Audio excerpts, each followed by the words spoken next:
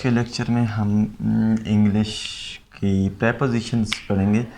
Preposition बहुत English में बहुत अहम किरदार अदा करती है, क्योंकि प्रेपोजिशन के बग़ैर कोई भी सेंटेंस हमारा जो है वो मुकम्मल नहीं हो सकता। आजकल जितने भी हमारे MCQs टेस्ट वगैरह होते हैं, FPSC, PPSC, SPSC और HKPSC के जितने भी टेस्ट हमारे जो कम्पिटिटिव एग्ज़ाम्स हैं, उनमें प्रेपोजिशन का बहुत ज़्यादा रोल है और एक पूरा पोर्शन आता है। 8-10 नंबर के आपके प्रेपोजिशंस आते हैं। हम उनका सही इस्तेमाल जब तक नहीं सीखेंगे, हम इनको डीपली नहीं सीखें जब तक, तो हम इसका इस्तेमाल नहीं कर सकते। जी, हम आज इसको डिटेल में 2-3 प्रेपोजिशन 4 पढ़ते हैं और 2-3 लेक्चर्स में इसको सारी को क्लियर करते हैं, ताकि हमें जो प्रेपोजिशन की जो डेप्थ है उसका अंदाज़ा हो जाए और क्लियर हो जाए कहाँ पे हमने क्या चीज़ इस्तेमाल करनी है। यूज़ ऑफ प्रेपोजिशन हमने पढ़नी है। Use of preposition,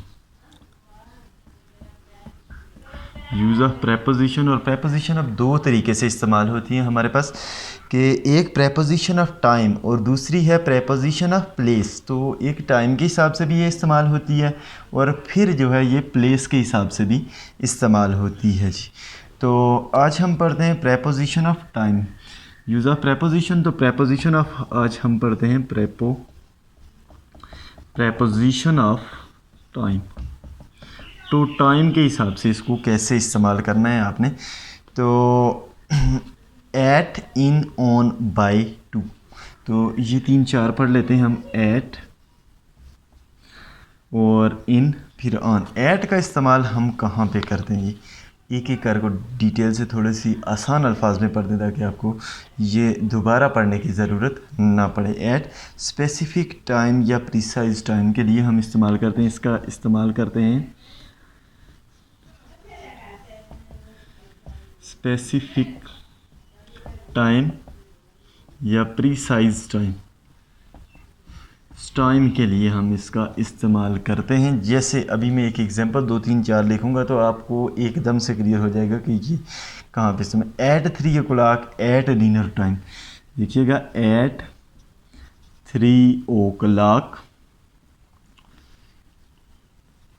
eight 3 o'clock, यानी कि ये कह रहा है फिक्स टाइम, प्रिसाइज टाइम है। यहाँ पे जो टाइम है वो एग्जैक्ट है, बिल्कुल ठीक है। एट डिनर टाइम, ठीक हो गया। एट डिनर टाइम, ठीक हो गया। कभी भी ऑन डिनर टाइम नहीं होगा, इन डिनर टाइम नहीं होगा। At the moment, at sunset, at the moment at the sunset, at the sunset.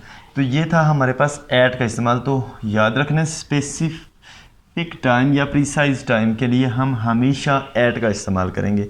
दूसरी चीज़ है हमारे पास कौन सा जी, इन का इस्तेमाल। तो इन कहाँ कहाँ पे हम इस्तेमाल करते हैं जी,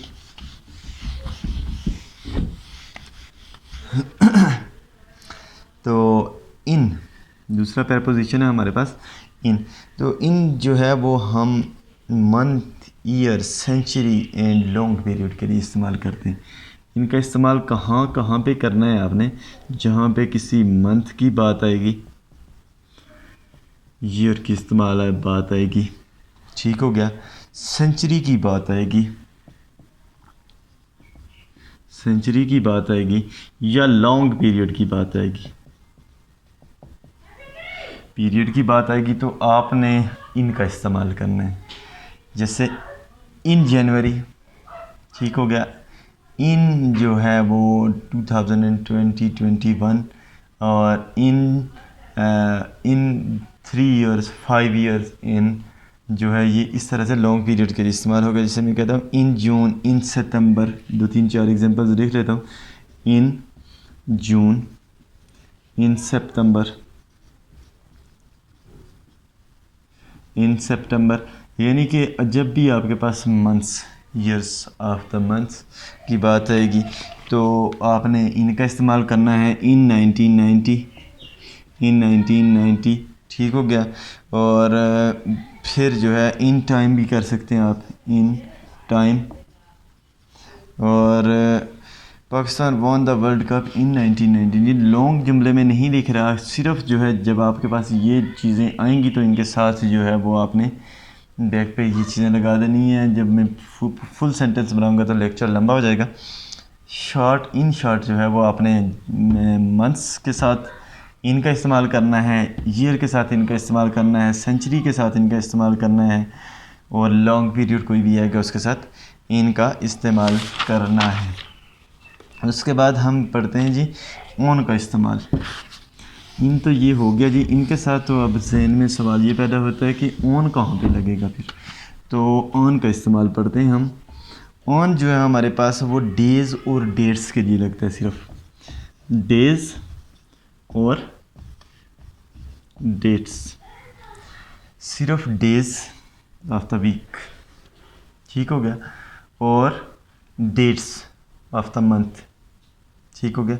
ये सारे के सारे आप पीछे देगा, डेट्स आपको सारे महीने की मिलेंगी, और आगे जो भी हो आपने डेट्स से पहले और डेज से पहले हमेशा जो है वो ऑन लगाना है। जैसे इन मंडे कभी नहीं होगा, ऑन मंडे होगा,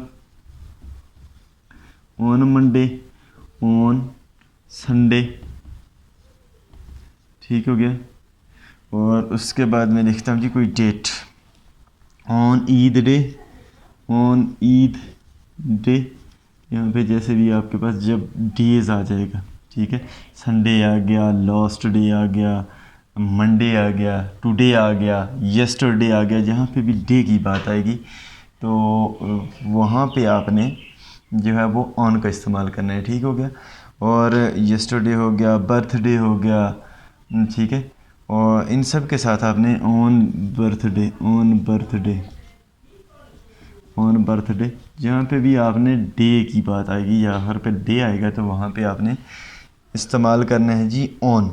और दूसरा था जी हमारे पास ऑन जो है वो डेट्स के लिए, तो मैं लिखता हूँ ऑन 12th रबीउल अव्वल, ऑन 12th रबीउल अव्वल, तो ये डेट का बात आई यहाँ पे तो ऑन लग गया।